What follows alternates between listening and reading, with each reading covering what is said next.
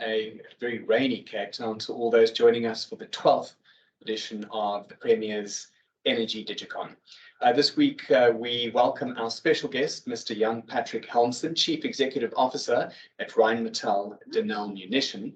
And this week, we'll focus on the potential of green hydrogen as part of the Western Cape and the country's energy mix, as well as exploring the possibilities and opportunities this technology around GH2 offers us as a province and the country.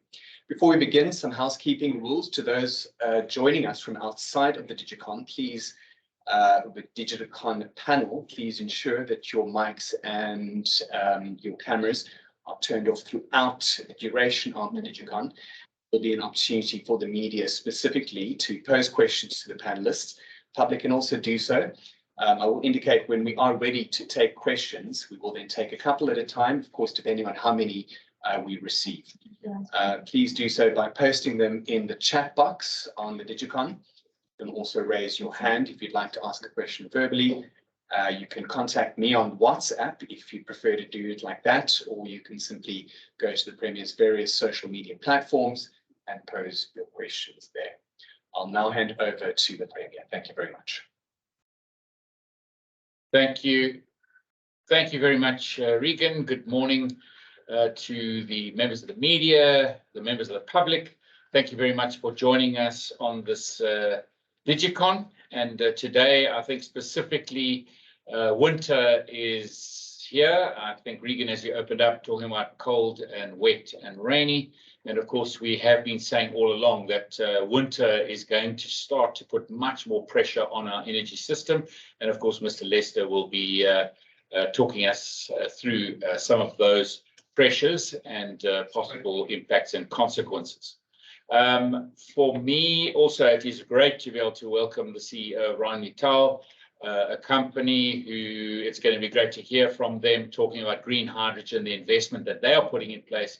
And we really want to showcase companies that are really putting investment in to solve their own energy solutions that are really going to help us with our future outlook on our carbon footprints, but also as a company that's really progressive in saying they can also invest into the future for other energy solutions for us here in South Africa. And that's really great to see. So, Jan Patrick, warm welcome to you. And then I think just to note in the last week for me, something that I want to point out is that we had our Energy Council on Monday. And it was really good to welcome the municipalities who were putting forward their bids. And you'll remember part of the 1.1 billion energy plan is we are calling for getting small towns in the province to be load shedding free. And this was the next stage in this process. And I want to thank those municipalities for their submissions. Our team is now analyzing those submissions. And so hopefully in a short while, we'll be able to go back and make a choice on those small towns. They can then go to market so we can actually get solutions in as quickly as possible. This year, we still want to remove the risk of load shedding in those specific towns as the next step in our energy resilience in the province. Perhaps one other item that was served at the Energy Council and also confirmed in Cabinet was that we can now go to market on the emergency packs, especially for indigent households. And I'm really happy that we're getting to that stage of the process so that we can move forward. But once again, thank you very much for joining us on this Digicon. And with that, I'm going to hand back to you, Regan. Thank you very much. Thank you, Premier. And now we get to that point of the Digicon where we hand over to the Special Advisor on Energy to the Premier, Mr. Albie Lester, who will give us a weekly update on the energy situation generally in the country and the province. Thank you. Over to you, Mr. Lester. Hi, good morning, Regan. Thank you, Premier, and welcome to our guests today, as well as the citizens that are joining us on the session today. I'm going to share my screen. You must just let me know if you're able to see it. Just give me a second.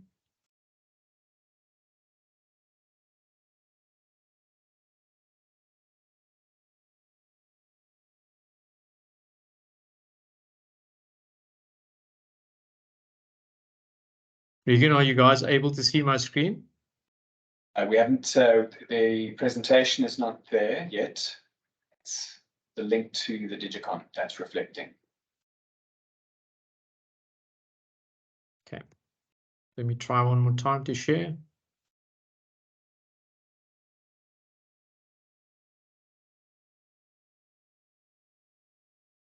Are you able to see it now? Thank you, Mr. Lester. Okay, perfect. So you can see it. Thank you very much.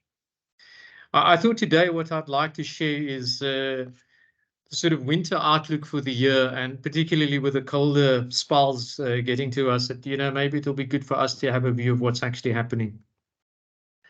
So I think quite importantly is that if you look at what Eskom has been saying over the last week, they're saying that we need to stay at about 15,000 megawatts of unplanned loss factor, and that will keep us at stage 6. However, should the loss factor get to 18,000, that it's highly likely that the stage of load shedding will increase potentially to a stage 8. Now, I think what we need to understand here is that, one, is that the energy availability factor over the last few months has really not moved, anywhere north of 53%, which means that 47% of the plant is not available. So your availability factor is not improved. They are managing the planned activities, so they're doing less planned maintenance in the winter, and I think the intention is to do more planned maintenance in the summer when the demand is slightly lower. But you will see an increase in demand in the next few weeks and months, and I think that this is likely to tip the scale in terms of us moving to deeper stages of load shedding. What the slide really just indicates is what's the best case to keep us at stage 6, and what would be the worst case, which takes us to the 18,000 megawatts of unplanned, and that will move us into a stage 8 of load shedding.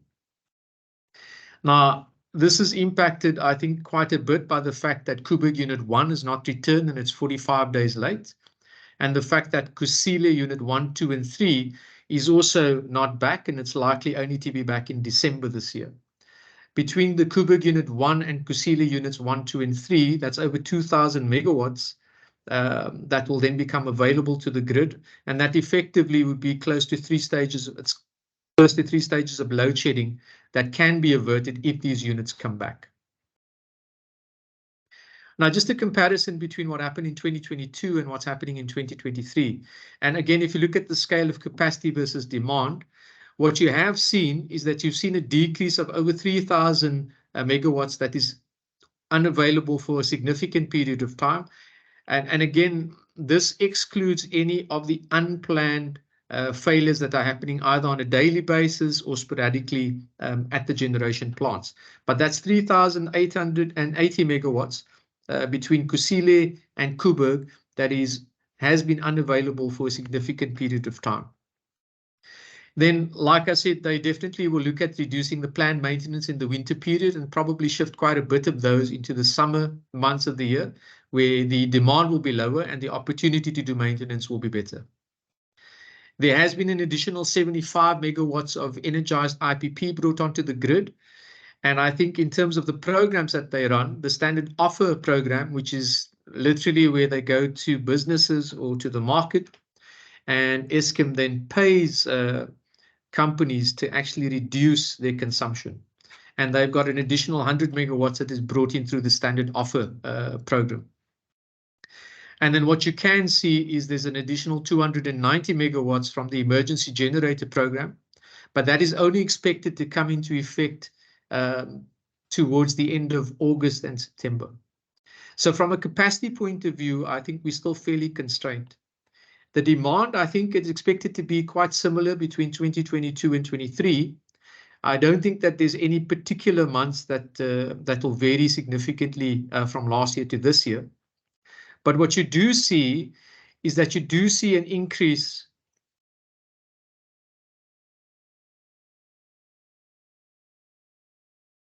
You do see an increase in some areas. Now, what this slide indicates is really just if the measures or interventions that are not effective by Eskom, what it means is that we will enter into load shedding stage 8.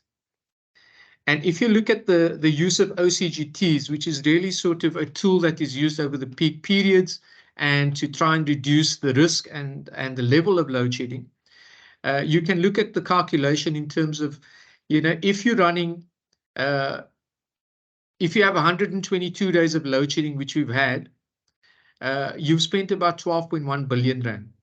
And at that stage, at that point, we were at stage 5.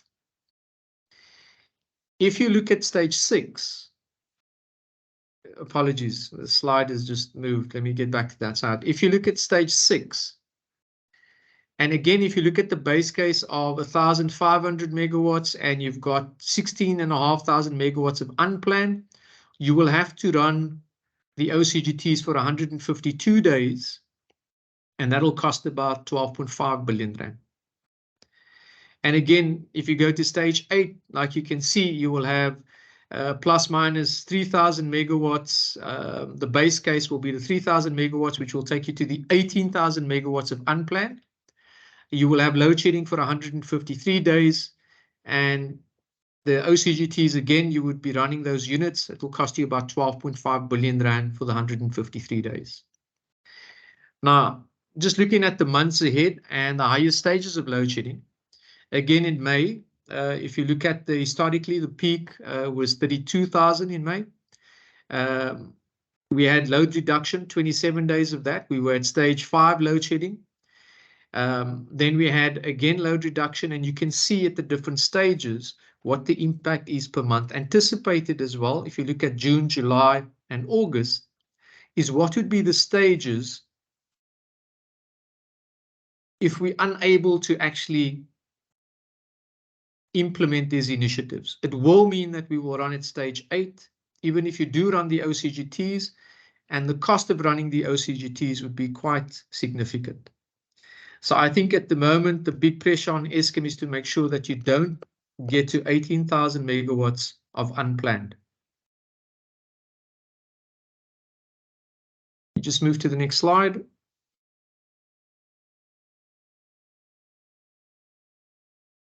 So there is a lot of uncertainty when it comes to system operator. I think the first thing to highlight is that the system is very volatile. It is not stable.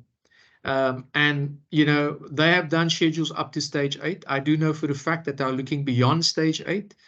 This has not been approved yet, but there has been a draft of stages 9 to 16. It has to go through a user group, and then it has to be approved through the regulator. But those stages 8, I think once it becomes a lot clearer, and I think we will get an opportunity as provincial government to comment on those, we will get a better understanding of what is in the latter stages and what is the impact in terms of time and in terms of number of megawatts that will be required in those various stages. If I look at the winter outlook, it is extremely tight. If there's any significant slips on any of the outages, it will certainly move us closer to that 18,000 megawatts of unplanned. So really the planned activities that Eskom have, and even the unplanned recovery, the unplanned activities that have a recovery mechanism to it, they cannot afford to have slippage on any of those activities because it will move us closer to higher stages of load shedding. The one thing I do want to say, and having spoken to Eskom, is that the winter outlook does not cater for any difficulties that could arise at power stations due to things like unrest, due to things like protest, etc. This just factors in, the known sort of components that they know typically would fail in the system. So really the variables have been looked at, but not everything is accounted for. I think the unavailability of Kusile and Koeberg has certainly added to the problem that they have. And like I say, if you bring those units back, you could effectively reduce load shedding by 3 stages. Now, I think what's been happening over the last few weeks in the country and in the social media is that there's been lots of questions and comments, and I think a little bit of fear mongering around, a total blackout. And I think what I wanted to do today is also to indicate that the chances of having a blackout is extremely low. But I do think that the chances of increased stages of load shedding is extremely high. Now, load shedding is really the controlled reduction of the demand to match the supply. It is scheduled based on the schedules that's available to us. It is sequenced so that different areas go out at different times. And it does work on an algorithm that then looks at which areas must go out and how frequently those areas must go out. What happens in a blackout is really it's just an uncontrolled loss of energy. The entire system collapses because you've got no control, there's no mechanisms in place. You would have multiple networks as well as generation simultaneously failing. And this is normally a case where you've got, either one transmission or multiple transmission lines that are out, either because of tripping or because of maintenance. And then at the same time, you have generation failure taking place. But this is more a catastrophic kind of scenario, which I think we've had once in the past in the Western Cape, but we've not had that nationally. And I think really load shedding is a mechanism that we follow in the country to be able to avert a total blackout.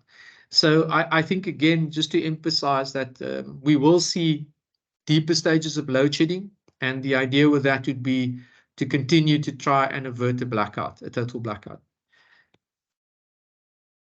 So I think some of the efforts I've seen Eskom put into reducing load shedding, I think they've been looking at how to reduce the unplanned load factor. They're trying to return the likes of Medupi Unit 6, Letabo, Tutuka Unit 2 and 3, and Matla Unit 6. I think, again, the idea is to try and keep that UCLF, that unplanned load factor, below 15,000 megawatts, and then start to address particularly some of the power stations that are synonymous with some of these trips, to try and focus on those. I think they're also trying to manage the planned maintenance by shifting out maintenance activities to the summer months to manage the load at a particular time. There has been an increase in their diesel budget, but again, I think we've seen from last year that, diesel, yes, it is an effective tool, but it's an extremely costly tool. And Eskom very quickly will run out of budget if they run diesels as baseload as opposed to peaking generation. And then I think we've seen both from a provincial level and at a national level that there is now a plan from a NECOM perspective that there is a demand side management drive to start to manage demand in the country and start to look at initiatives that will give them an opportunity to reduce that demand. I think just in summary, I think the efforts by Eskom to try and reduce load shedding levels are great. However, they've not yet been effective. I think we still need to see the effect of those. I think if you look at the outlook, there's huge risk of increased levels of load shedding because the EAF has not improved, and that the demand will certainly increase in the winter. And I think it's very likely that we will find ourselves going into the winter approaching stage 8. And I think the risk of a total blackout is extremely low. But this risk is increased. We will see increased stages of load shedding to avert a blackout. So, Premier, thank you very much. Thank you. Thank you very much. You want me to, can I go straight into Jan Patrick? Thank you very much, Mr. Lester. And I think, as has been pointed out, we understand that this risk level is increasing, and that's why we are putting so much urgency into bringing about change. But government can do what government does, create this enabling environment and have these various projects. But what we also really welcome is when the private sector also steps in. And specifically, Rheinmetall, I want to say thank you very much for the way that you have stepped in, especially in green hydrogen, which is this sort of new big thing that's happening across the world. And as an investor here in the Western Cape and in South Africa, as a company, thank you very much for stepping into that space. And so really, Jan Patrick, thank you. I really want to welcome you to this Digicon. And if I can hand over to you to let us know exactly what you've done, your investments and your vision for going forward, specifically not only your own energy, but I think the energy that you are going to be looking at providing as an investor in our region for the use of our municipalities and even nationally as a country. Jan Patrick, thank you. Over to you. Yeah, Good morning, Premier. Thanks for the invitation, and thanks for having me in your weekly session here. I must say, I find it really informative, and it's a really transparent tool to inform your people and us here in Western Cape. And it shows also the responsibility and also the accountability that you as a government has here in Western Cape. Because these load shedding is impacting us, it's impacting the people here, and it is definitely one of the biggest tasks that you have as a government. So thanks for inviting me, and I will explain you now in the next few minutes why we are, as a RDM, Rheinmetall Denel Ammunition, with two shareholders of Rheinmetall and Denel, are in the field of renewable energy. Can you hear me? Yeah, all right. Something was frozen, but you can hear me nicely, no? Yeah, yes, we can. Thanks. Okay, thanks. So you introduced to us what is the future of energy looks like, and how is the private sector innovating, and I added for myself, and coping. The factor of green hydrogen you referred to is for us a mix. And you would say, or how we say here in Somerset West, so close to the winelands, it's a mix, it's a blend, where we need the hydrogen, especially the green hydrogen, to provide energy based on renewable energy. And before I start, and to explain you why our role in renewable energy, and I want to guide you through three aspects. The first aspect is the let's say the zero emission worldwide, because this is important to understand why we, as Rheinmetall Ammunition and Rheinmetall as a worldwide group and a worldwide technology group, is taking this topic. Then I will go through to Western Cape, to Africa and Western Cape, and solving the energy crisis. What can we do as an industry? And it's not only the countermeasures and the countermeasures that we as an industry has to do, because we need to remain in production, because we have export business, we have customers worldwide, and they don't know load shedding. When we tell them we cannot produce because we have no electricity, they don't believe this in Australia, Asia, Europe, in the United States. So but this is also for us an opportunity. I will go through this as well. So helping and opportunity, and this brings me then directly to the business case, Premier. And you said it in one of your last sessions some weeks ago when you said, and I can quote you: "And every crisis is a chance." Yeah, and we have a chance here as well, coming out of this crisis, not only as South Africa, especially here in Western Cape, to develop concrete actions now with concrete products. That are available immediately, not only later on, but that we can develop in other products, in ideas, in services, which comes on top of this renewable energy industry and sector. And then the last thing, it's always to develop our people, your society, our society, and this means create jobs. Jobs that we don't have at the moment, that we will create new jobs. And I think this is an exciting way. So yeah, let's start.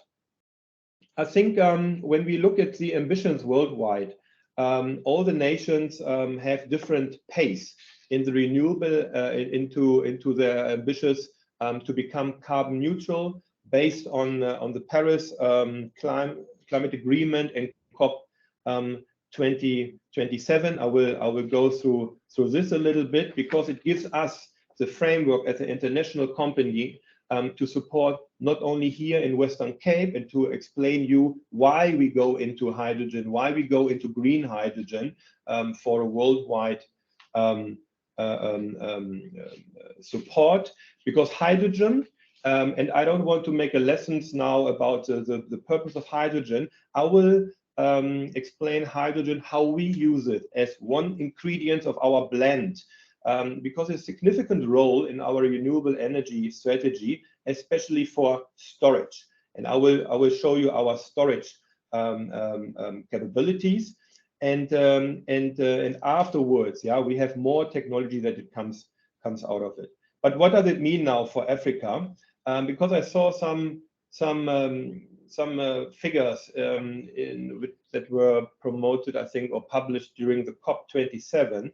And it shows that Africa at all, yeah, of its 1.3 billion people, half of it are off grid. So that means when we talk about our load shedding for half of the people in Africa, it's normal business, it's normal day, yeah. And the effort that needs to come in is not, we cannot only see it as an island, we have to see it in a general purpose. And the money that comes to is more, when the numbers are right that I read, it's more than, I think, 200 billion US dollar per year from 26 to reach all these carbon neutral targets, and this is quite significant. But why do I say this? I say this because the goals require from all of us the greatest possible effort, not only from you as the politicians, that's what you already said, and from the government, also from us as the industry. And this is especially important when we talk about the hydrogen later. But first, before we start, I want to tell you what we and the people, what we as Rheinmetall are doing here in Western Cape to contribute to this target to become carbon neutral, because this is our overarching strategy. The Rheinmetall Group worldwide has one task, and the task is to become carbon neutral up until 2035. And this is quite ambitious. This is around the corner, like you say, in South Africa. That's 13 years or 12 years to go. And we do it in a way that we have a clear plan on 3 items. The first item is our pure production. So our production here in 5 sites in South Africa, 3 of them in Western Cape, we will get rid of the grid, and we will create our own mini grids. That means we will go to solar. We have already started in Somerset West, and thanks, Premier, that you participated and had a welcome speech here in our groundbreaking ceremony some weeks ago. You must come today. The first panels are arriving soon, so we are progressing really fast, but we have to, when you see as well what Aldi just said, when the winter is coming, and we need to be secured from our financial point of view as well, because the load shedding is a great and big burden on this side. So we will replace all our energy consumption for electricity with solar panels. We started now in Somerset West with 5 megawatt, and we go then in total for all our sites to 25 megawatt in South Africa, and then Rheinmetall in South Africa is completely off the grid, and we have our own electricity, our own mini grids. So this is number 1. Number 2, and it's also quite easy, we need steam for our production purposes, and for this we heat with coal. We will replace this coal with different boilers, with green hydrogen boilers in the next years to come, up until 2035. So these are the big 2 things, and we are carbon neutral as a company itself. But this doesn't help, because in our supply chain, in our production chain with all our suppliers, we also must make sure that our suppliers are green. And in total, we have in South Africa 1,500 suppliers. And if they want to remain our suppliers, then they have to agree and to come with the same green way like we did it, like we do it as a company. But we don't leave them alone. We will manage this together in a partnership with them to give them our new products and to become carbon neutral as well. The third one is on smaller initiatives, and you could see some smaller initiatives that we have implemented in our plants and our sites already. So for example, one is that we change our combustion engine fleet completely into an e-mobility fleet. So we have e-buses, we have e-bikes, e-scooters.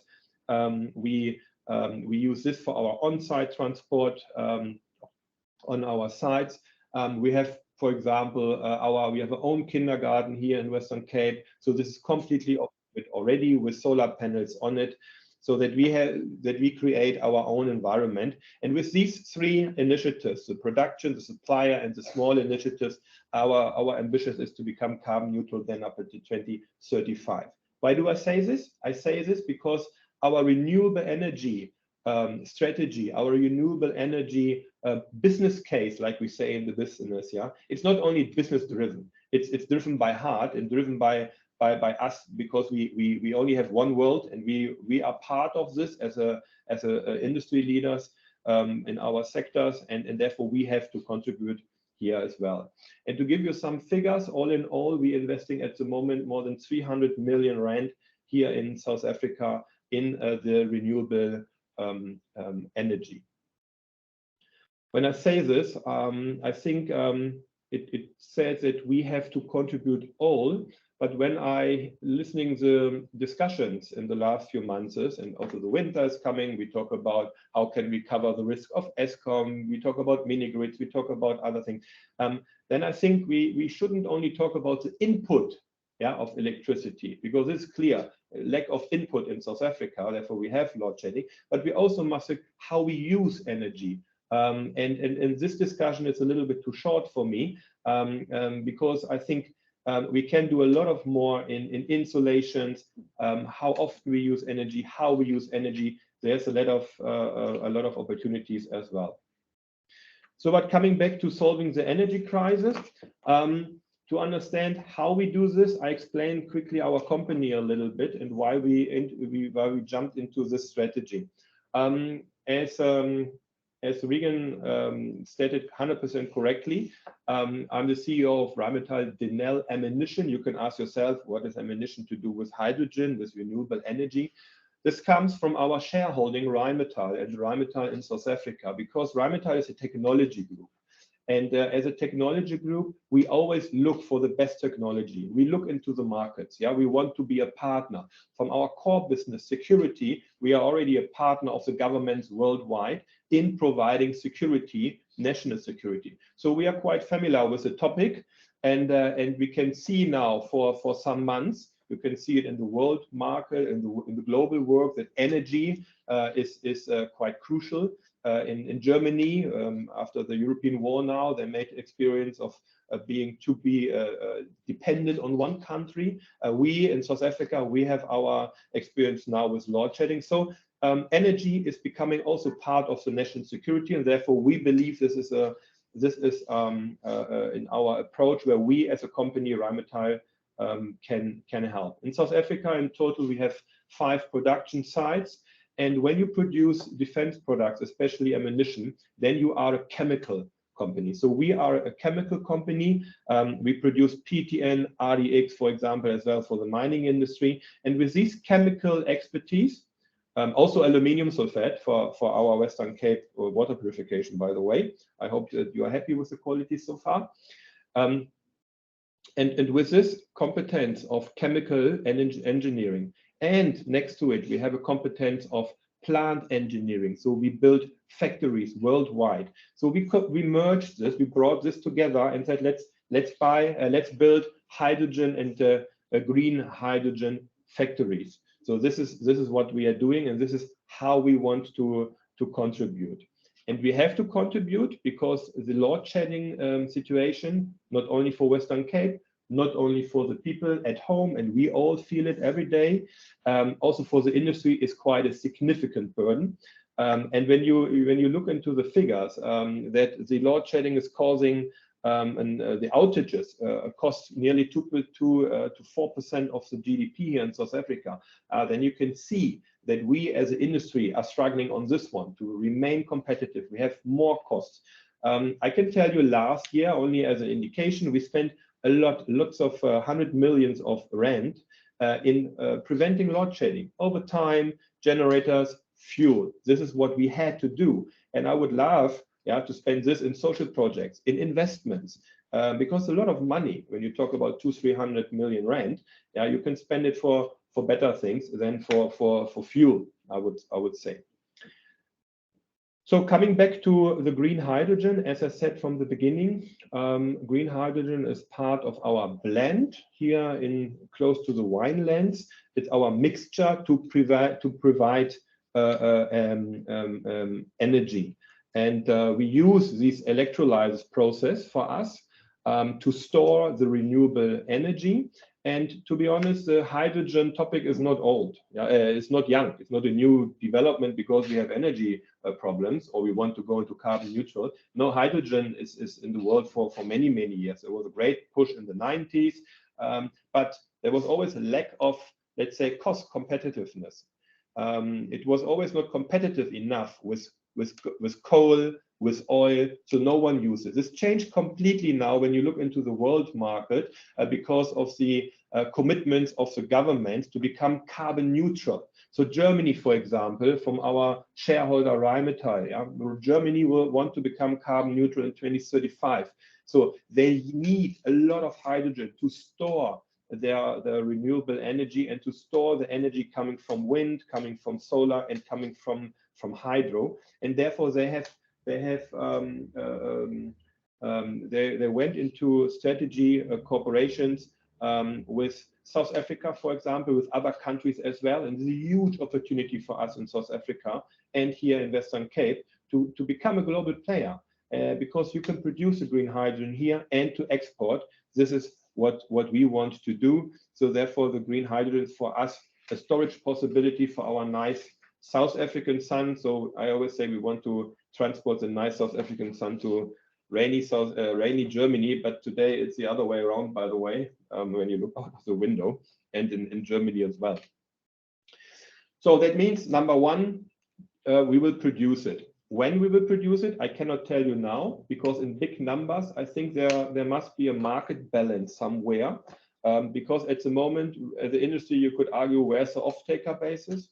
The government says, where's the industry? The price is still too high. We talk about numbers like $8 per kilogram. This is far too much. We must at least be somewhere at 5, 3, 2 to be competitive somewhere. And we will get there in the next years to come when we have developed more efficient way of electrolyzers and so on.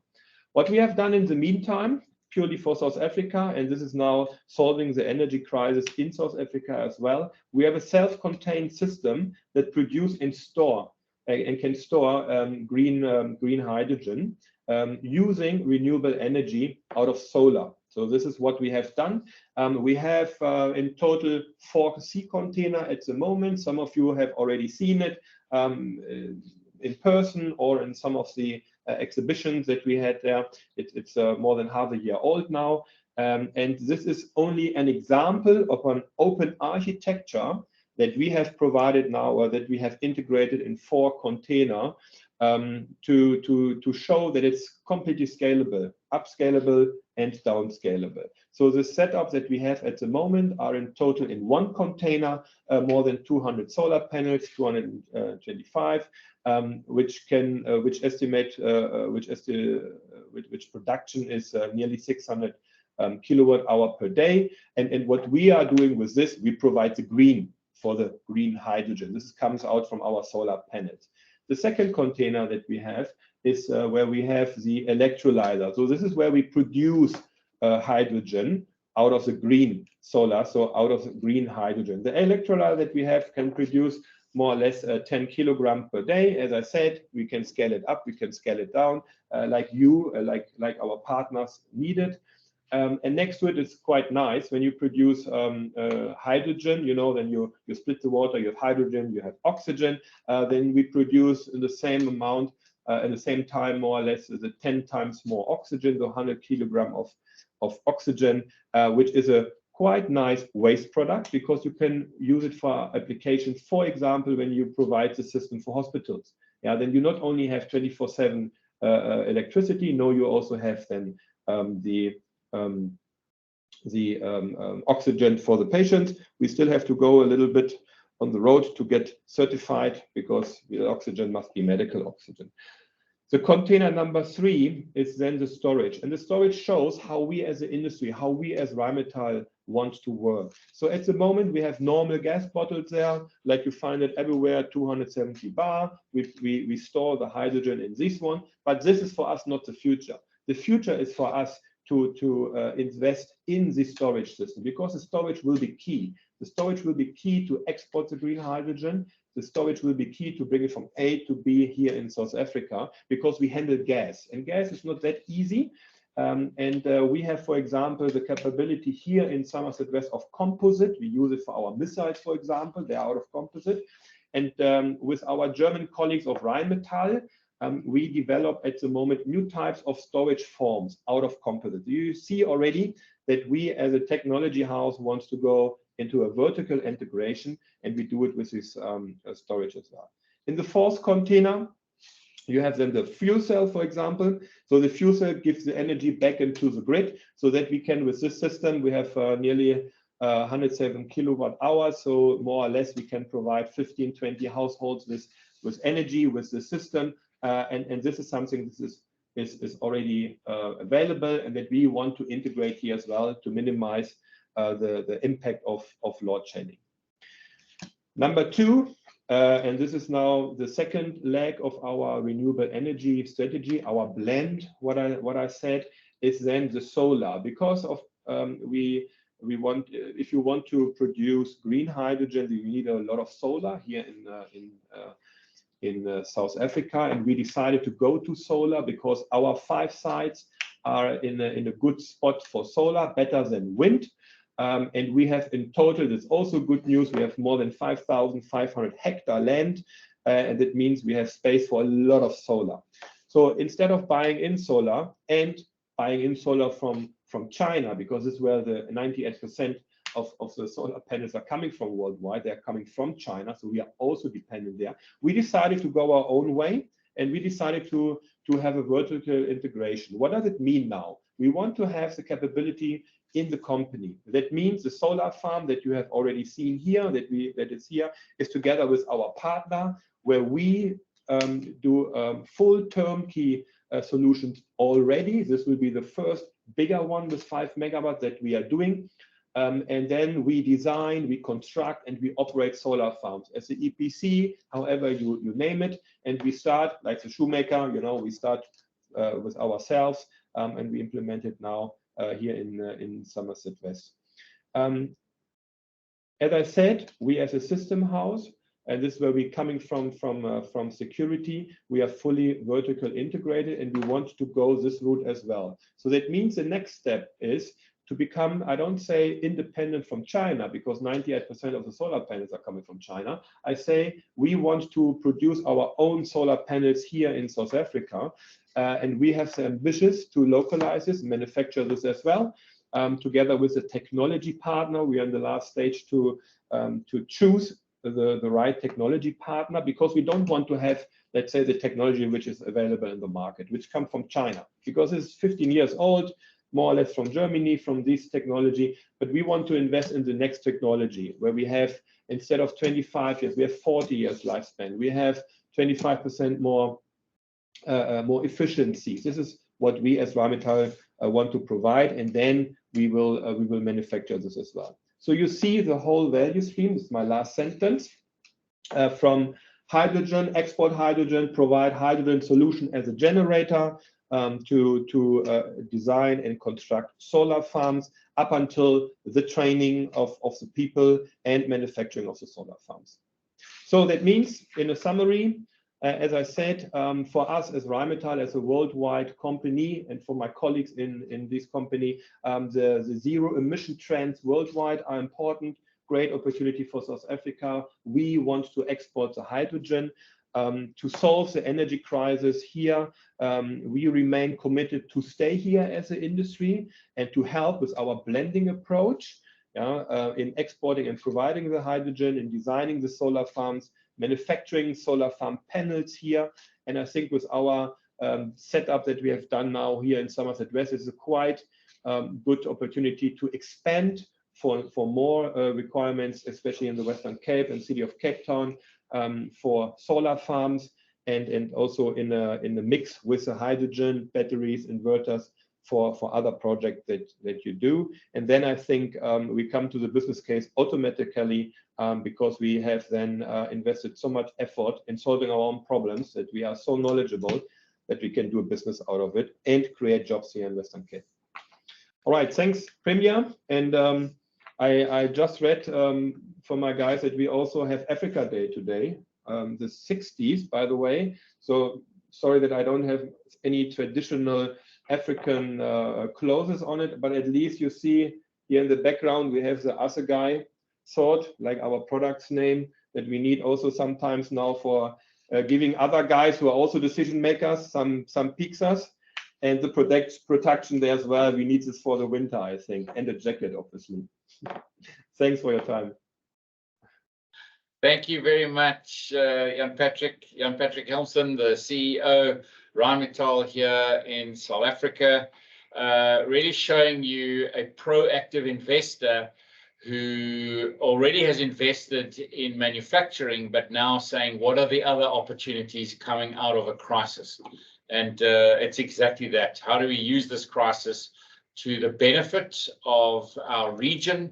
I think also mentioning that half of the citizens of this continent, and saying it's Africa Day, we're mindful that 50% of the citizens of this continent actually don't have electricity for cooking or for lighting or for heating.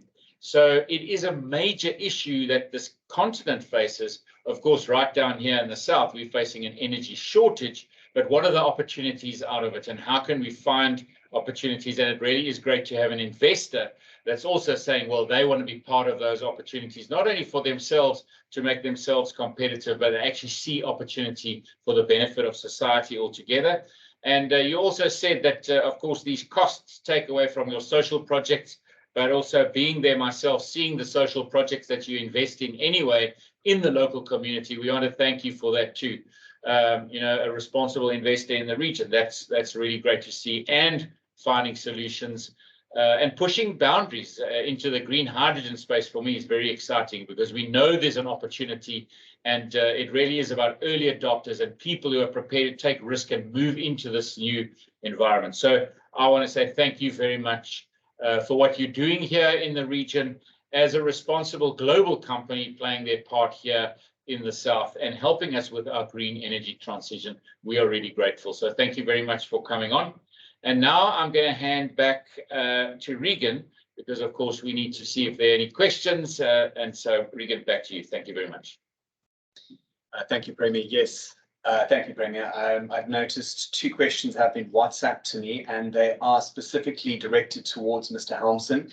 Although I do think Mr. Lester might want to venture into some of these questions. So let's start with these questions. To Mr. Helmsen, how will your company assist, and specifically in your exploration of green hydrogen, how will this assist in alleviating South Africa's energy crisis?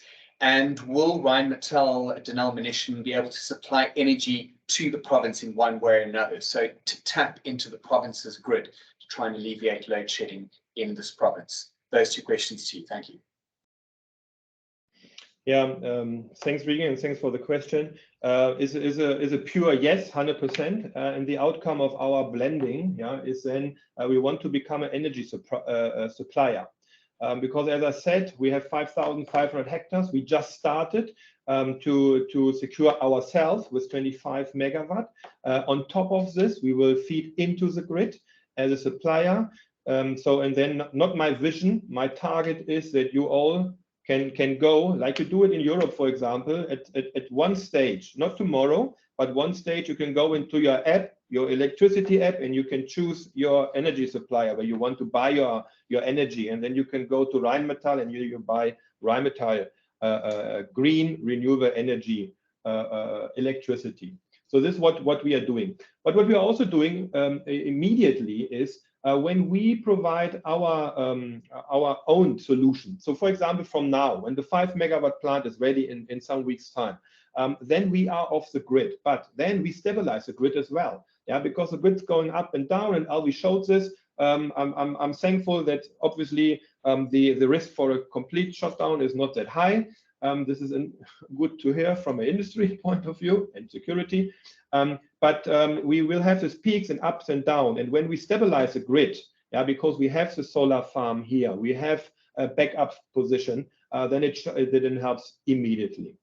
And immediately plus some months, to answer your question completely, is then that we can support with solar farms in running them and in building them for the municipalities, and providing then with our mobile hydrogen solution electricity everywhere where you need to have it.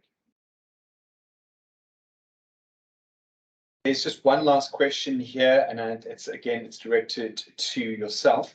And somebody just asking in layman's terms, maybe in one neat sentence or paragraph, what exactly is green hydrogen? Yeah, green hydrogen is easy to explain because it's hydrogen made out of renewable energy, and this is what it makes it green. So this was the sentence. I added in brackets now. As I said, the hydrogen topic itself, when it was established, it's a physical process where we split the water into oxygen and into hydrogen, and we use the hydrogen as a storage system. And this is not new, but we don't want to have this gray hydrogen. We don't want to have the blue hydrogen because we still have carbons on it. Yeah, we are focusing on green hydrogen. Thank you very much, Mr. Helmsen. I want to thank everybody for joining us. We're running out of time, so I'm going to go straight over to Mr. Lester for your tip of the week. Alvi, over to you. Thank you very much, Premier. I think I just want to tell people that you might not know this, but electricity travels at the speed of light. Now, the speed of light is actually about 300,000 kilometers per second. Now, if you imagine that electricity is traveling at such a speed, you need to understand that the risk of electrocution, depending on the voltage level, is extremely high, and it doesn't require you to actually be in contact with the equipment. It just needs you to be in close proximity to that equipment. Because it's traveling at such a high speed, it's able to actually jump between pieces of metal. And if you find yourself in between that spaces, like I say, you don't have to be touching the cable or touching the piece of equipment. It's just because of the voltage and the speed at which it moves, you are at risk. So I think people must always consider the fact that electricity specifically is not a simple technology, and it is high risk and should be treated in that way. Thank you, Premier. Thank you. Thank you very much, Mr. Lester. Thank you very much, Mr. Helmsen. I want to say to all the viewers, the listeners, thank you very much for tuning in to this Digicon, and have a great day. Thank you. Bye.